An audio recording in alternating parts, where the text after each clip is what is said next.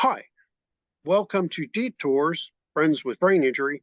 And with me, I have Laura, and Laura has she had encephalitis. We've talked about encephalitis before, and she had herpes encephalitis, which 90% of the population has. This is not the STD variety. This is the one that is related to chicken-pox and the one that is just floating around everywhere. It's the yes, that's right. It's the one associated with cold sores.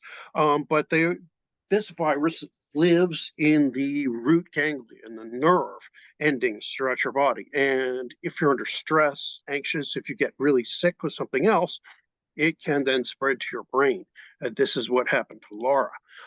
It spread to her brain, and it can have some very serious effects. And we'll talk about this later on. But first, I'm going to give Laura a chance to introduce herself. She'll be joining us at Friends with Brain Injury periodically and sharing some things that she's learned, experienced, that kind of stuff. So, hi, Laura, if you could just introduce Hey, yourself. I'm Laura, and I'm a very artistic person. I first was an architect, and that was great, doing buildings, but then the market crashed. I got laid off. So then I was doing my church altar flowers for fun, and then people started asking me to do weddings. So that's what I did. I opened a wedding foil design business. That's very artistic, and you get to see your results way faster than architecture. Hmm. Um, but then I kept booking too many brides, and I overworked myself, and that's what caused it to trigger the virus to activate and swell my brain. So I was in the hospital for 5 weeks and I'm still recovering. It was in 2015, a long time ago. And I've joined this group and met a lot of people. But I can't remember a lot of what we talked about, unfortunately. That's the problem with brain injury, memory. Yeah, so I have a question. So, I mean, stress is often one of the major triggers of causing the virus, which most of us have. You're either born, when you're delivered or whatever, Hmm. you get it transferred that way, or even, and this is why parents tell you don't kiss my baby, because I'm not kidding, I'm serious. You can transfer it through your Right. saliva Hmm. and maybe not even know it.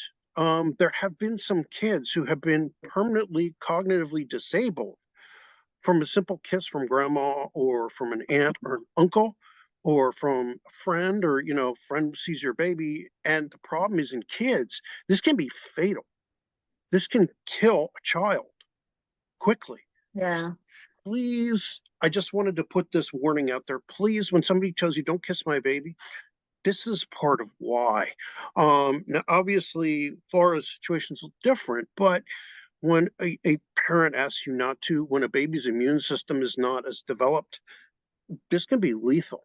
So just asking you to please consider, wait till they're a little older. It's like for grandma or whatever. Blow 'em a kiss. Oh, yeah, exactly. That is a very good suggestion. Blow them a kiss or a hug or something like that. Mhm. You don't want to take this risk because their immune systems are not yet developed. Although there are other ways to transmit it, even through like an unwashed fork, or like licking the bowl or whatever else. This is why it is so common. And yes, the chickenpox virus and other things are related, and yes, they can cause the same kind of brain injury. Now, what do you remember about the time, or were told about the time when you were getting sick with this? Do you remember, or remember what you were Well, I don't told? remember any of it, but just that I overstressed myself. And then I guess I wasn't remembering and like, what's going on? She's acting funny. And they took me to a hospital, but then the hospital didn't really know either. And they ended up not really diagnosing me properly. But then my parents transferred me to a different hospital. And then they immediately thought, okay, this is encephalitis. I'm not sure how they figured it out, scanned the brain and saw the swelling or something, but they didn't really catch it in time to get the swelling to go down. And it really did hit my skull pretty hard. So, and I really don't remember anything. For the 5 weeks I was in the hospital, I don't remember 1 minute of it. So that's a good and bad thing. Hmm. Um, Herpes encephalitis, HSV1, is the most common cause of encephalitis in the country. There are about 2,000 to 3,000 cases a year um, that cause brain injury a year. Yeah. And so many of them die. Many patients just simply die, about half. Those that survive, about 20 to 30%, they recover with with moderate to mild to moderate symptoms, you would be considered a good recovery. A mild to moderate symptoms with what you have, and the others end up unable to feed themselves, unable to, handle their own toileting or activities of daily living. Obviously, they end up in a nursing home, and many pass from like pneumonia, something else like that. They also, about a third of patients get it again shortly after. So, like, when do you start to kind of remember stuff? Do you remember anything from rehab, or like starting to reacquire language, or Well, I go to group therapy with other people that have this disability. I do remember that. And I remember the Facebook groups for brain injured people, chatting with them and stuff. And we can all understand what we're going through. But then nobody else, there's not that many people like us out there.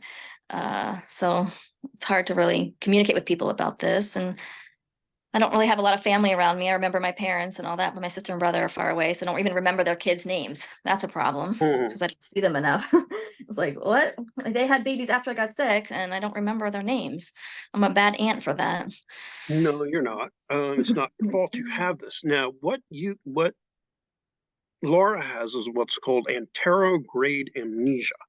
And this is true for a lot of people with traumatic brain injury too. It's just that your type of anterograde amnesia is much denser. So it is more encompassing. It affects a lot more of what you hold. And what that is trouble learning new things. Hmm. Your Right. older memories are more intact than your ability to hold new ones. And that is because of where the damage is. The damage you have is in your what's a structure that's called the hippocampus. I've talked about this before. Here's a picture hippocampus that I'll put up. And the hippocampus is deep inside the brain in the temporal lobes.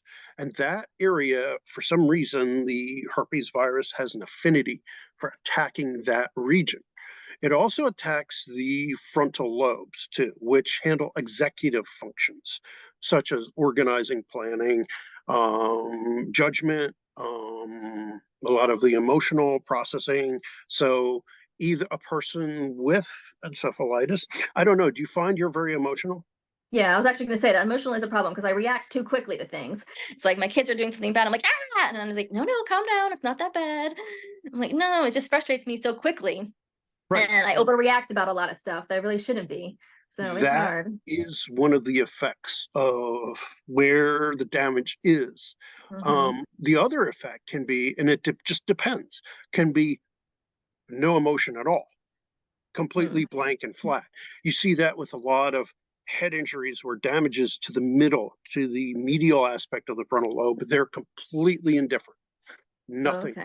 touches them, which in a lot of ways can be worse because they don't care about anything that happens. You need to be able to balance. And a lot of people with frontal lobe damage, whether it's from car accident or whether it is from encephalitis, it can have this kind of effect. And it's important to Right. understand and to recognize this is part of acquired brain injury. And so there are certain things that can be done therapeutically to help.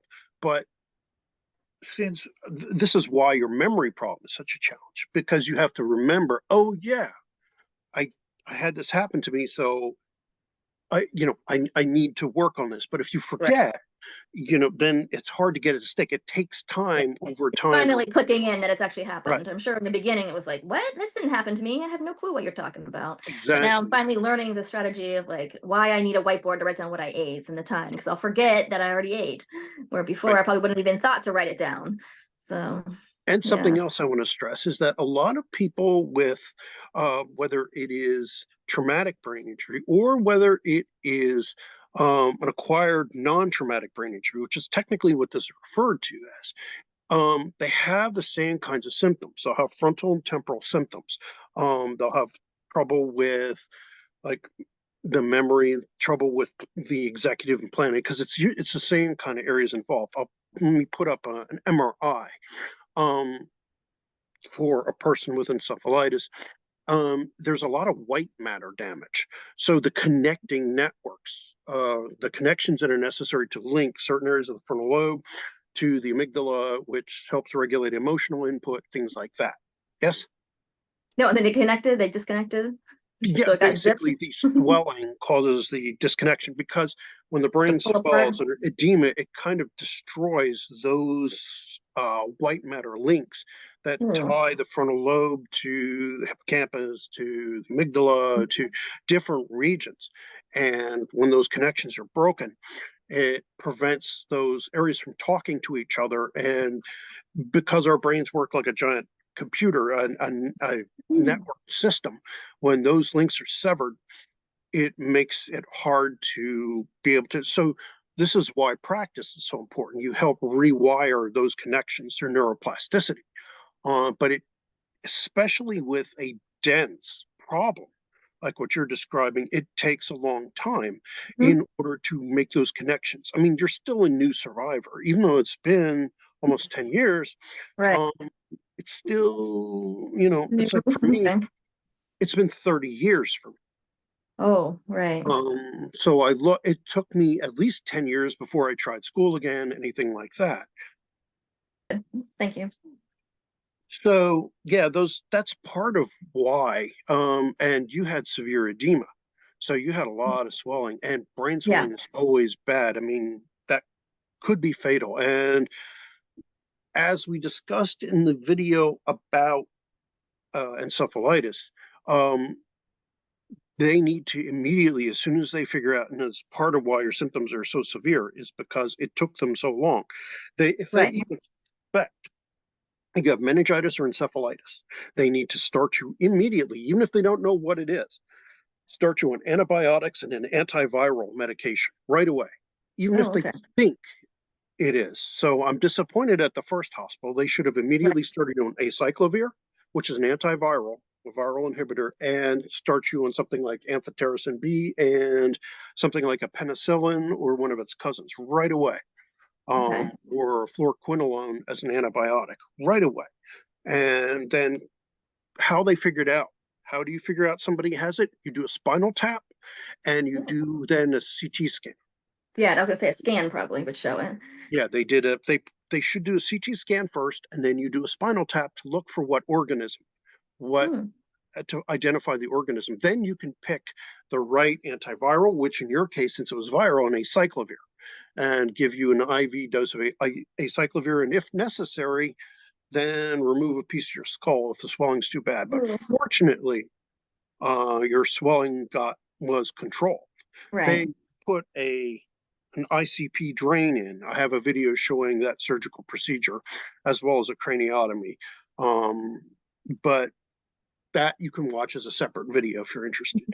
So, what are the kinds of other problems you have day to day besides your memory? Anything else that, Well, I overreact about a lot of stuff. right, So that's a problem. It's like my kids will do something. I'm like, what? Stop it. It's like, wait, it wasn't that big right? of a deal. Just calm Mhm. down. But you So that is a recognize problem.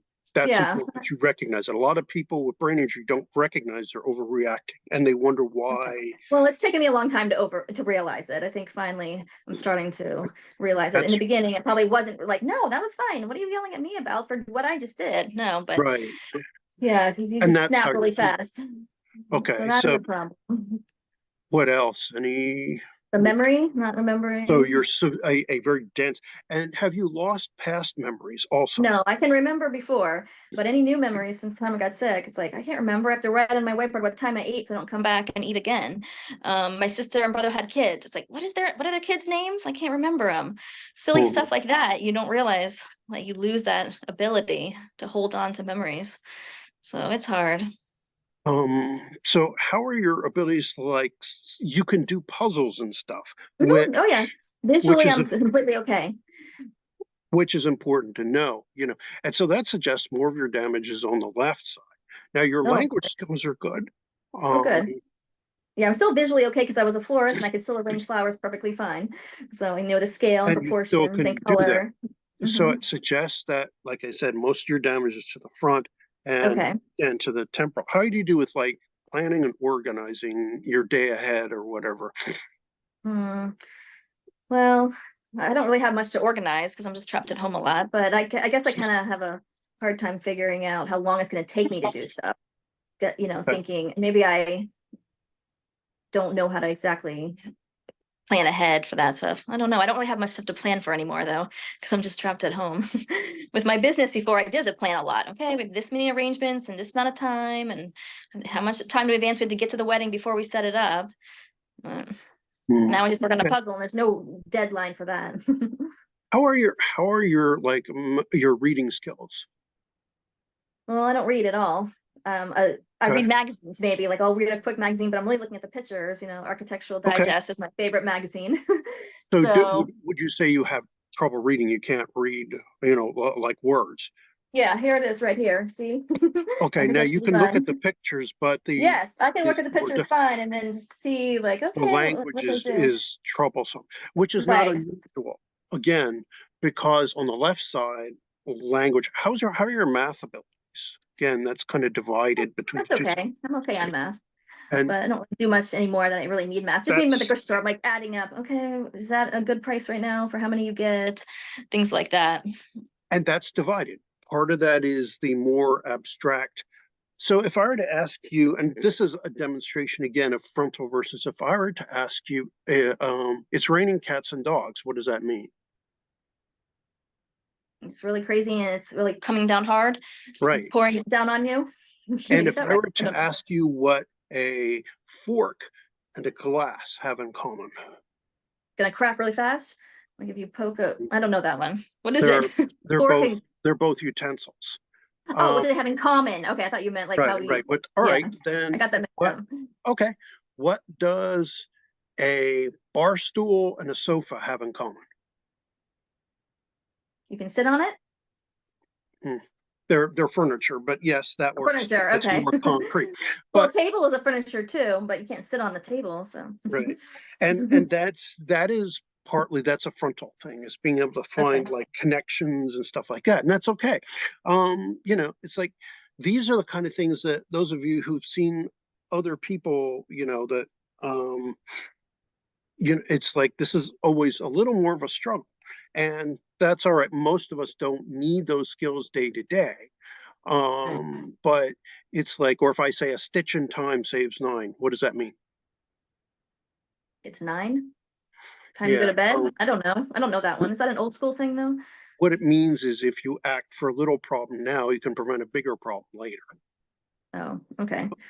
And that's fine. Again, most people, you don't need that kind of reasoning, but it does reflect that's a frontal lobe kind of thing, is like seeing the other meanings in things. But many things mean Different several things. Yeah. things. Several Right. things. And Okay. again, that's a frontal lobe kind of deficit. And that's what they do with neuropsychological testing, is like look for that. You only need that if you're doing a lot of higher level, you know, performance and stuff like that. If you're doing engineering or an Right. architectural stuff. Architecture, we definitely would have had to do that.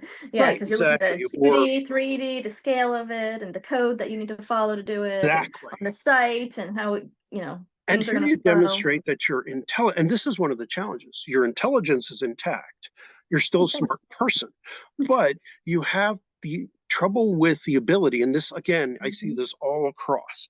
You have trouble with the ability to manage your intelligence. It's kind of like having a full set of kitchen knives and all these other Right. kind of things, but not having the How do you recipes. organize it? Yeah. But you don't have the recipes. I don't have the recipes, right? So I don't know what steps to go through and what ingredients Right. to put in and the proportions and everything. And that I've talked about with other people. And this is the thing that I want people with brain injury and not brain injury to understand. Most of us still have our intelligence. We have trouble with using it to Mhm. apply it to things. We Put have to trouble action. applying our Right. intelligence day to day. But most of us are still plenty smart.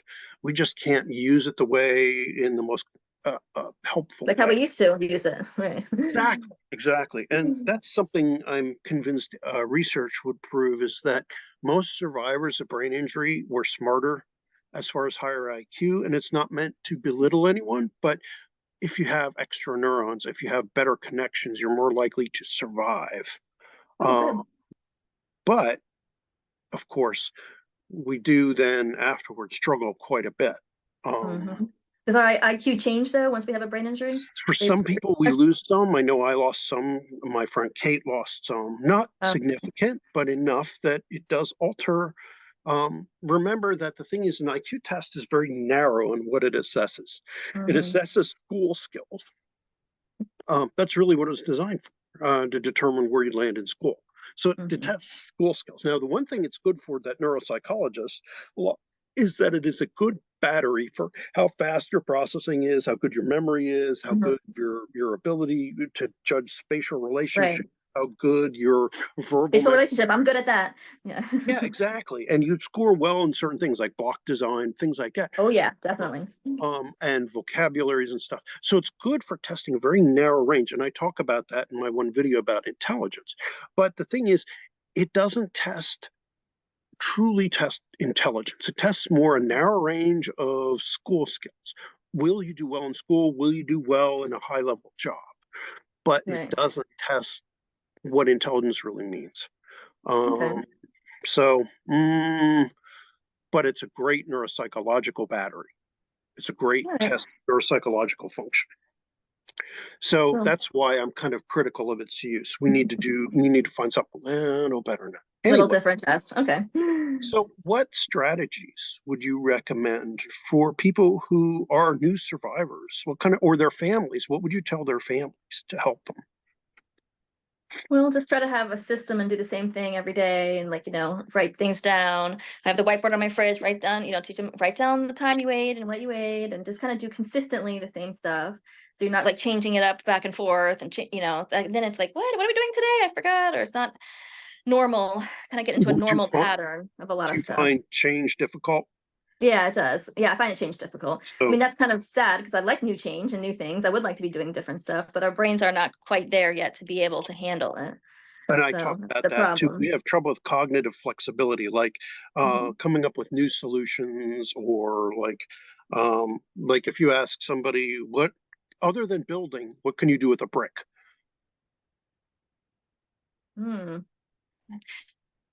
Break it up and make gravel, but that's for building. I don't know. What else can you do with a brick? Hammer with it? You can't cook with a brick. What's your answer? All right. See, now here's the thing, and this is also a neuropsychological thing, and this is what I'm talking about, cognitive flexibility. You can use it for like bookends. You can use it to rest your foot. You can rest your foot on it. You can put it in a fire and heat it up and use it as a temporary heat source. You can use it as a modern art project. You can paint it. You can use it as a doll if you're really, desperate. You can use it for adding color, or use it to draw with. You can use it to throw through, as a weapon. You can use it for, as a weapon. That'd be scary. To displace water in the toilet if you're having trouble flushing it, can't get the water level up. So there are a lot of different things, and that's one of the challenges. Like, I struggle with this one in the early days as you get better, but cognitive inflexibility. So bending your mind to solve problems. And we have problems with this. And that's okay. That's a frontal lobe symptom too. So a lot of us will, like, when you ask us to come up with a new strategy, or when you ask us to solve problems, this is what I'm talking about, problem solving. Like, we may struggle, and this is where you as a family member can help us. If we're having trouble putting something together, we have trouble thinking outside the box. We get stuck in our ways. So we don't bend and flex well. The other thing is we have trouble seeing the forest for the trees. Kate talked about that. So we get fixated on a problem, or fixated on a thing, and cannot think beyond to fix it. You're not looking at the big picture. Right, exactly. And she said she has a lot of trouble with that. But most of us do. Again, I can become almost obsessively fixed on something, and I can't back out and say, oh, wait a minute, this, unless I'm a step away from it for a while. And this is true not just for people with traumatic brain injuries like mine, with a head injury in a car accident. This is true for people with encephalitis, meningitis, sepsis, electrical injury, you're drowning. And so, again, because it's been 30 years, things have gotten better because I practice. And speaking of that, what practice do you do? What are things you do to help your brain be sharp? Well, I have the app on my phone, Luminosity, And that's a good That's a brain good, game one. There's like 30 games on it. It teaches you like how to do brain games, like remembering, and then they'll show you a pattern and then it disappears. And you got to repeat the pattern by clicking on the boxes that were filled. And then it's like, okay, you got 3 out of 5 correct, but and you keep working on it until you get all of them correct. and And there's just, check out the Luminosity game. That's a really good, awesome game. yeah, that was something that also Kate had suggested. If you saw our videos where she was doing the puzzles, which I was about to say, you do Yes, I them do a lot too. of puzzles and Legos and stuff. So, These are the kind of good things you can do to help. Do these with your loved one if they're a new survivor. What what you're doing here is really important. Plus, a lot of social interaction is healthy too. Like so. These are just like some of the many things that. Ah, yes. here it And is. oh wow, look at that. Yeah, it's going to be a house, but let me turn the page so I can see what it's going to look like. One hand, it's hard. Here we go. It's going to be a castle. Oh wow. Okay. Isn't that going to be cool? So that's a fun thing for me right now to work on. And you have to do it in order. With the Legos, it has to be in order from each page, where a regular flat puzzle, you have to be whatever you want. It's more to find the pieces and put them together. So I like that. different I think parts of the brain. that's something else to recommend regardless of your type of brain injury, whether it's encephalitis, meningitis, whether it's a motor vehicle accident. Try some of the Legos. Mhm. Unless you've got the little kids, that you Right. don't want them to put stuff in the mouth. But oh, with encephalitis, some people develop what's called Kluver-Bucy syndrome, and they put things in their mouth. Not all cases, this is fairly rare, but if you have somebody who develops this, here's a list for Kluver-Bucy. Um, if the person does this, obviously don't get puzzle pieces and things like this, because if they put stuff in their mouth, they're likely to, but it's very rare. It's not common. Um, and they tend to be more impulsive. They'll just blurt stuff out, whatever they think. Do you have some problems with that? Do you tend to just blurt stuff out? Yeah, like A what? little Hold it impulsive. in. Yeah, a little impulsive and stuff. But at least you're not, Hurry up. This is taking too long. Come on, right. guys. Yeah. And that's also a brain injury thing. You see that with general head injury. We tend to be, yeah. How would you say your mood is? Are you more happy generally?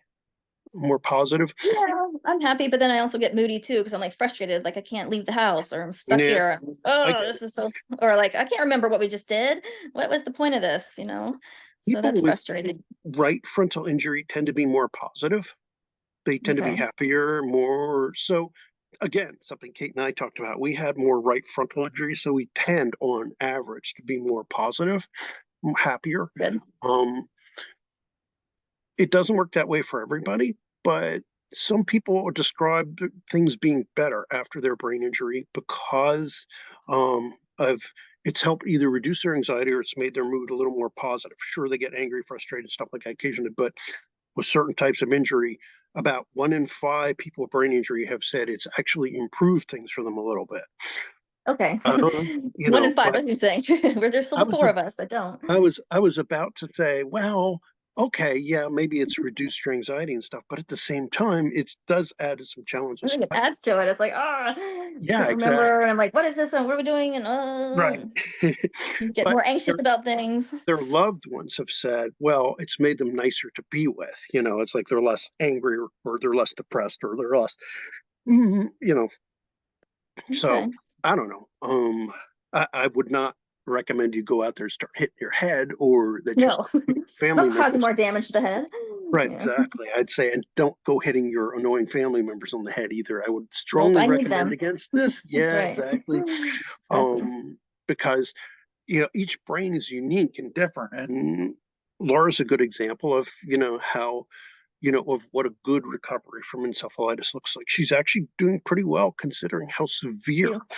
this disease is. Encephalitis is often a killer, and so she's come out pretty well, and she's a new survivor, relatively speaking. And so she still has, in 20, 30 years, she'll be fairly far along, and so there's a Yeah. lot of promise and hope. Now, here's the thing. Once you've cleared about 2 or 3 years, your healing rate slows down. Lower. It doesn't stop, Mhm. but instead of the slope being like this, it's more like this.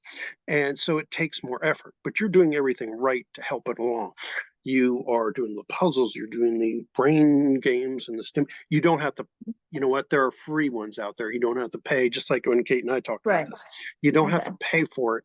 You can find freebies, but you're doing something that, you know, definitely helps you. I think puzzles like In, Goodwill, so it's pretty cheap.